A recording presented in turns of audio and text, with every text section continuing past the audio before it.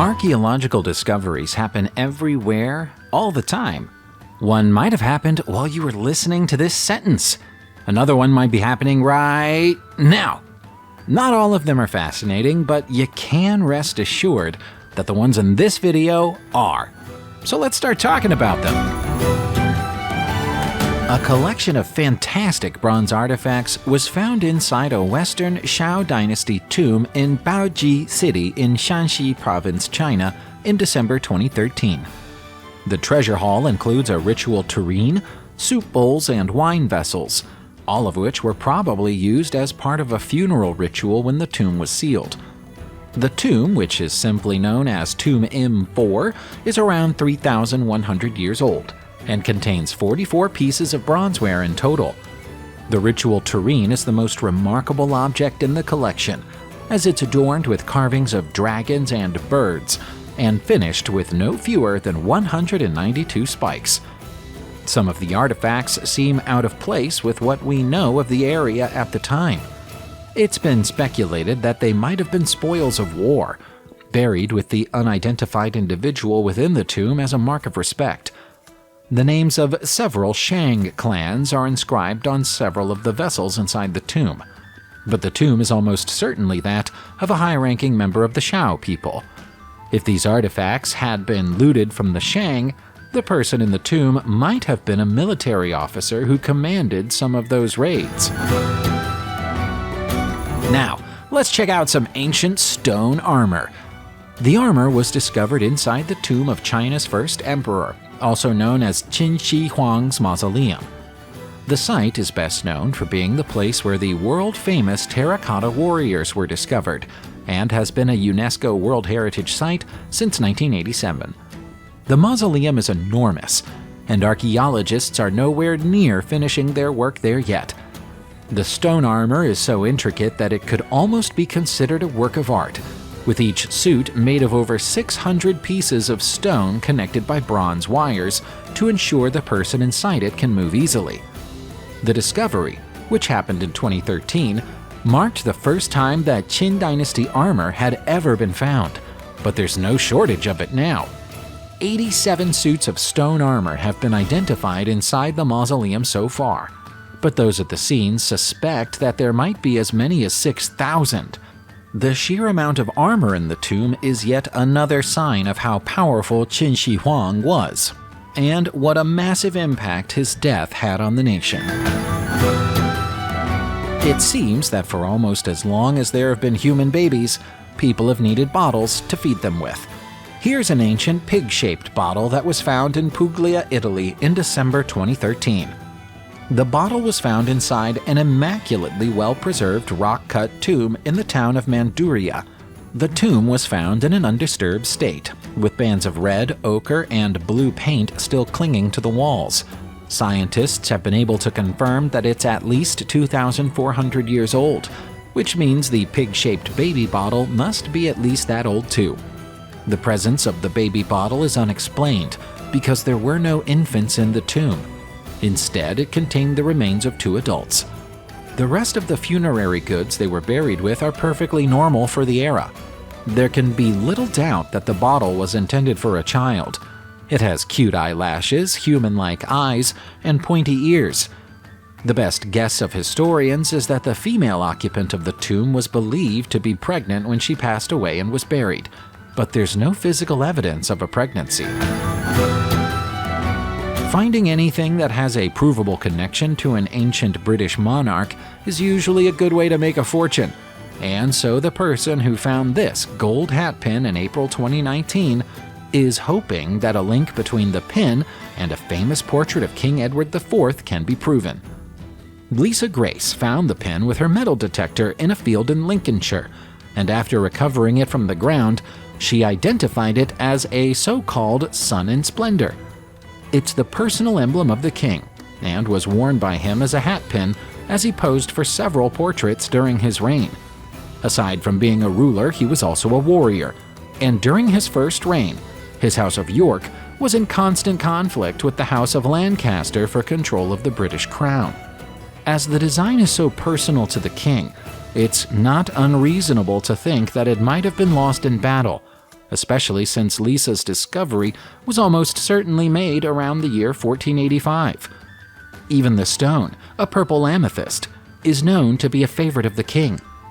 It's worth $15,000 just as a piece of jewelry, but if it can be proven to be Edward's, it could be worth millions. The Broider Gold Hoard has been the source of disagreement between Ireland and Britain ever since it was discovered in Limavady, Northern Ireland in the final years of the 19th century.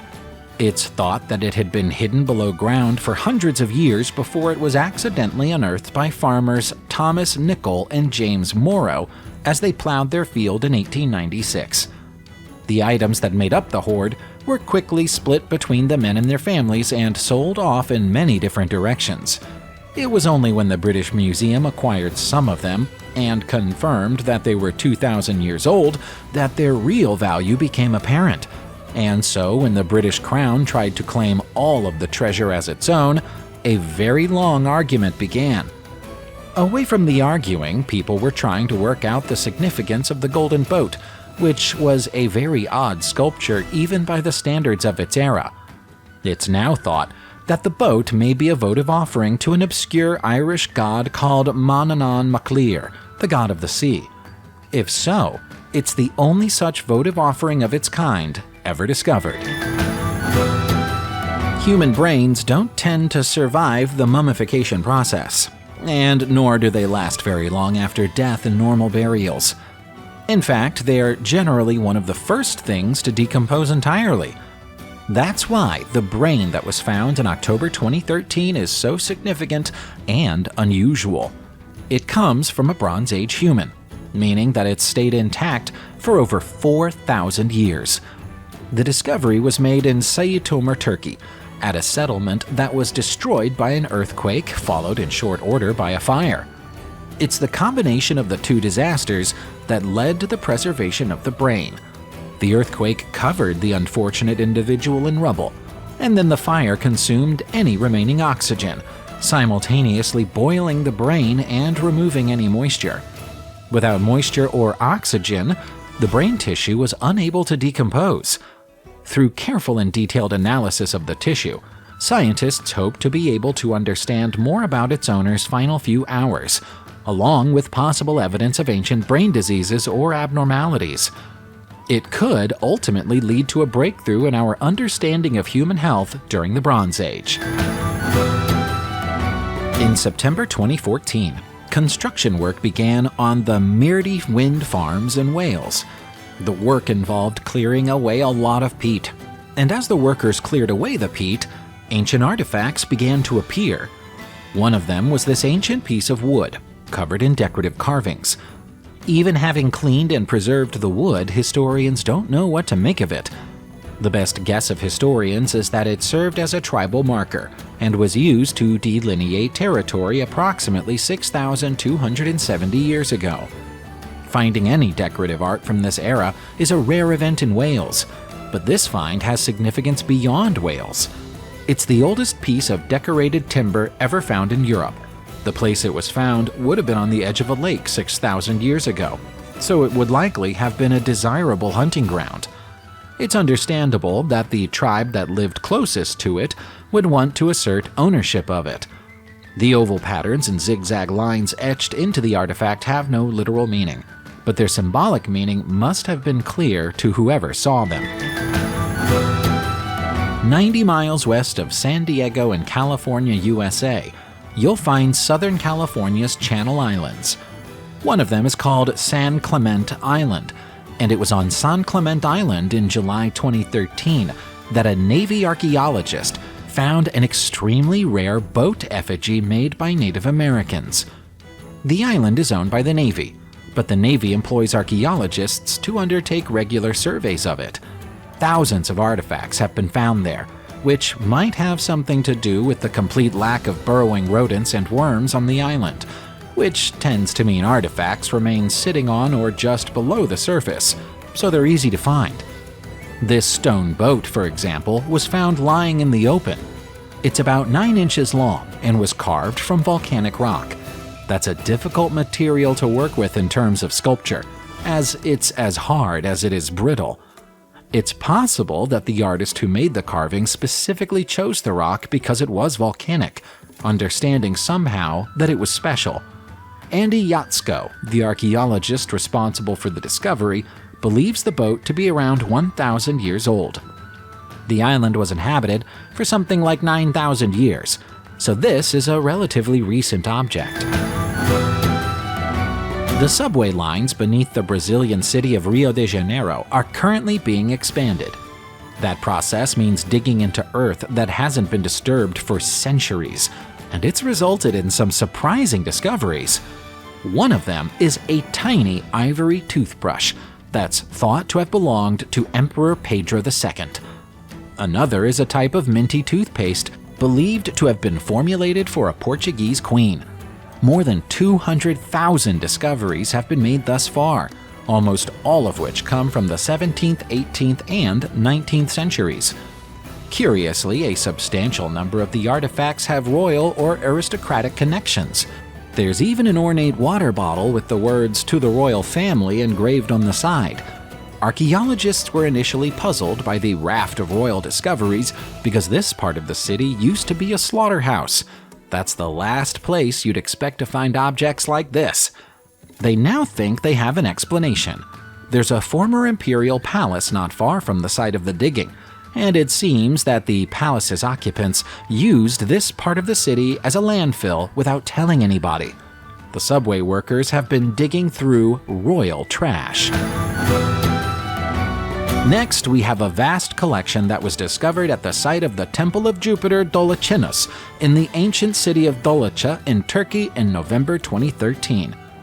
Jupiter Dolinas was a weather god to the Roman Empire citizens, so it's likely that the impressive collection of more than 600 amulets and seals were left as tributes to the deity in the hope that they would bring favorable conditions for crops and harvests. The artifacts range from 2,700 years old to 2,400 years old. The majority of them are made from glass, although there are also examples made from quartz and even stone, which probably tells a story about the wealth and means of the people who left them there. Small holes drilled into some of the seals suggest that they were once worn around the neck on pieces of string, with many bearing inscriptions that might relate to the wearer's identity. In other cases, scenes of animals or people are depicted on the amulets, although whether those depictions were intended to be anything more than decorative is anybody's guess. Jewelry was as personal back then as it is now. Pay a visit to the Tully House Museum in Carlisle, England, and you'll find 2 ancient wooden tridents on display. The museum has had the tridents since 2009, but the experts there aren't much closer to understanding their full story now than they were the day they arrived. Tests performed on the tridents have dated them to the Neolithic era, some 6,000 years ago, and their purpose is unknown. We're all familiar with the shape of a trident because the 3-pronged spears appear regularly in ancient Greek and Roman mythology, and are especially associated with Poseidon and Neptune. But they tend to be made of metal in those stories. These wooden tridents predate those Greek and Roman myths by a long stretch. Each of them is just over 6 feet in length and has been handcrafted from a single piece of oak. They're too thick to have been any use for fishing and too blunt to have been any use in hunting. One suggestion is that they were once covered in animal skins and used as paddles, but they don't seem to be a good shape or design for that either. They're fascinating, but also frustrating. Our next range of discoveries is the result of archaeologists racing against time in the Alaskan Yukon-Kuskokwim Delta, where land is under threat due to a combination of rising sea levels, melting permafrost, and decreased ice cover contribution to rapid erosion. If the land isn't worked through quickly, archaeological artifacts will be forever lost to the sea.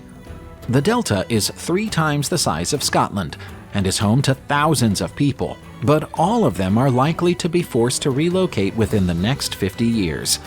As the ice disappears, remnants of the past are revealed. Some of the most striking are the carved wooden dolls and masks, many of which are in such good condition that they still have traces of their original paintwork. They come from a village called Nunaluk, which was occupied between the 14th and 17th centuries. Nunaluk is vanishing into the sea at a rate of 30 feet every 10 years. Although dozens of these dolls, along with bowls, kayaks, stone tools, and fine ceramics have been recovered, many will have been lost already.